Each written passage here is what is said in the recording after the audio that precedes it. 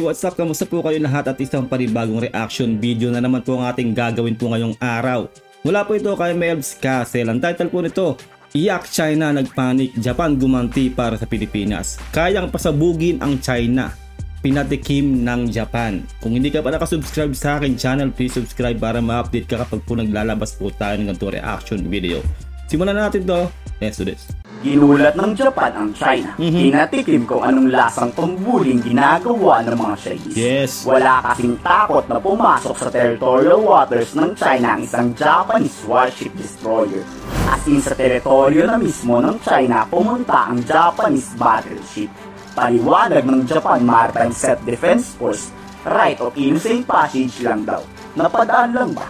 Gaya yan ng paliwanag lagi ng China tuwing dadaan po sa EEZ ng Pilipinas. Well, alangan namang China lang, di ba? Di ba? Pinapatikim ng Japan ngayon ang taste of his own medicine, of their own medicine na yung ginagawa po ngayon ng Japan sa China na yung dumaan. Tama nga naman, di ba? Alangan naman sila lang. Dapat ay matikman din nila yung ganyan, di ba? Nakaharap ng katapat ang China. Sabi ko naman sa inyo, duwag ang mga yan. Ba't walang nagawa laban sa Japanese destroyer na walang paalam na pumasok sa Chinese territory? 于未经中方批准进入中国领海的外国军用船只，中方会依法依规处置。 China will deal with them in accordance with the law and regulation. Ang kapal na mukha nila sabihin tong laws and regulation, di ba? Eh sila nga tong mismo ay hindi po sumusunod, di ba? So international law and regulations na yan na sinasabi nila, di ba? Kumbaga tong China talaga, hindi mo talaga, yung utak talaga nila. May saltik po talaga sila, no? Tamo, ngayon sila yung ginawa ng ganyan, sasabihin nilang ganyan. Pero sila po talaga yung sa West Philippines talagang hindi sumusunod sa kahit ano pang patakaran o batas. No, kahit sa usapan tungkol dyan sa peace dyan sa West Philippines between China and Philippines, hindi nga nila, di ba, sinunod yun, di ba? Nang harang pa rin sila noon. O ngayon, nakahanap sila ngayon ng katapat. Ginawa sa kanila ng Japan yan, no? Ay nako, China. 外国军用船只，中方会依法依规处置。中方已就日方的船只，已就日方的舰只违法不当的举动提出了严正的交涉，日方也就此作出了说明，称系技术性失误。中方要求日方彻查此事，承诺类似事件不再发生。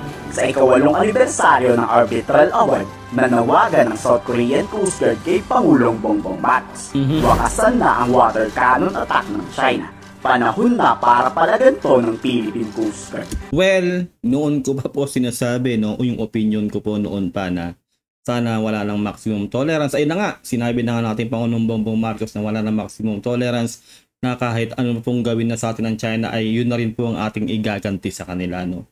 Tamo, nag-suggest na rin pala ang South Korea na ganito gawin nila, no, o gawin natin bilang as a whole, no, bilang Pilipinas, no. Dapat lang po talaga yun para po hindi mawili ang China sa pambuburi sa atin dyan sa West Philippines Sea. Dapat lang po yan, no.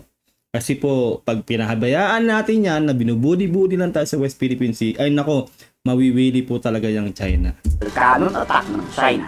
Panahon na para palaganto ng Philippine Coast Guard. Yes. 7 taon na kasing nakakalipas noon, walang habas na rin pumapasok sa EEZ ng South Korea ang Chinese Maritime Militia. Anong ginawa ng South Korea? Ayun, pinagbobomba ng water cannon. Nice. Walang palag ang Chinese Maritime Militia dito.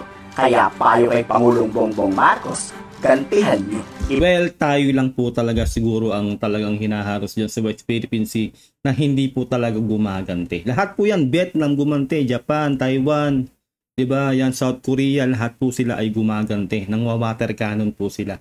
Wala naman po masama dyan sa water cannon, eh. Pinapakita lang po natin kung tayo po ay water cannon din sa kanila, pag pumasok sila sa ating teritoryo, pinapakita lang natin na ayaw natin yung ginagawa nila, na mali yung ginagawa nila, itinataboy lang natin sila.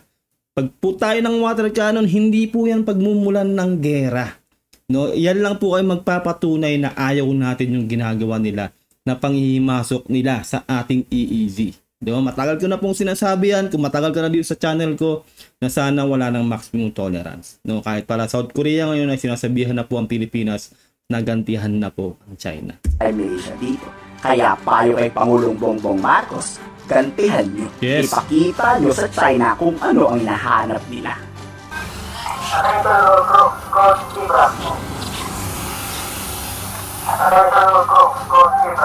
Halos buong mundo na nga ang nagbabanta sa China. Kung ayaw ng China mas lalong mapasama sa international community, itigil na nito ang pang-angkin ng illegal sa Philippine territory. Tama. At kung pwersahang mansakupin ng China ang West Philippine Sea, sisiguraduhin ng kakampi nating bansang may kalalagyan ang mga incheck.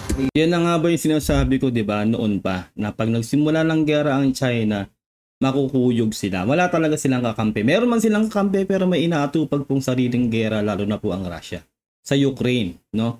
Kaya po masasabi po natin na halos lahat po ay kalaban ng China. Pag-iisip po ng mabuti ang China, kaya hindi po talaga sila basta-basta pwede magdeklara ng gera. Lalo po't ngayon po talaga wala po talaga silang kakampi. Makukuyog po talaga ang China.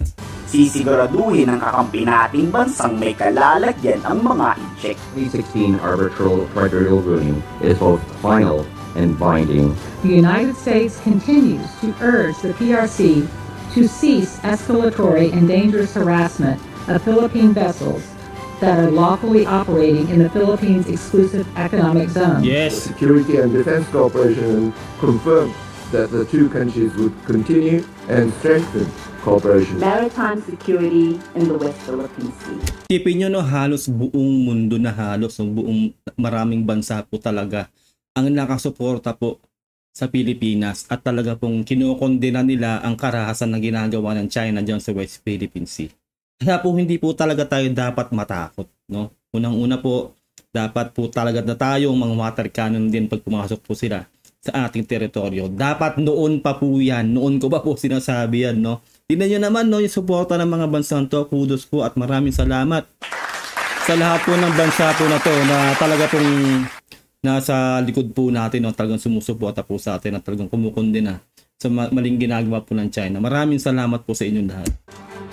And as the Australian ambassador to the Philippines, I can tell you this: you can count on Australia. Thank you. Thank Thank you po sa inyong lahat sa mga bansang nakasuporta po, no. Ang sarap po mapakinggan po nun, lalo sinabi ng Australia po, no. We can count on them, sabi po niya, no, ambassador ng Australia. Maraming salamat po. Grabe. Kaya po talaga sobrang ang sarap lang po, no, kasi po talaga pong nakasuporta po ang maraming bansa sa atin. Siyempre po sa pamumuno po yan ng ating napakatikas pong presidente, Pangulong Bongbong Marcos. Kung hindi po talaga matikas ang ating Pangulong Bongbong Marcos at kung hindi po tayo ang nasa tama, hindi po tayo susuportahan ng maraming bansang yan. Kaya kudos din po sa ating Pangulong Bongbong Marcos. China, nakikita yan ng war expert na si Chester Cabalsa. Tama lang ang aksyon ni Pangulong Marcos, ang pumalag paunti-unti sa mga Chinese. Di yan makikipagyera. Dahil alam ng China na talo sila pag nagkaroon ng digmaan. Yes. Beijing is also calculating its movements in the West Philippine Sea because, of course, as of this reading, I don't think that they are prepared for any eventuality or for a major war. The question there is China ready for a World War III? Is China also prepared to shatter its image in the international community with which they have been working for 4 decades already? Panahon na ba para iutos ni Pangulong Bongbong Marcos na mapagbombahan na tayo ng tubig? Dapat lang.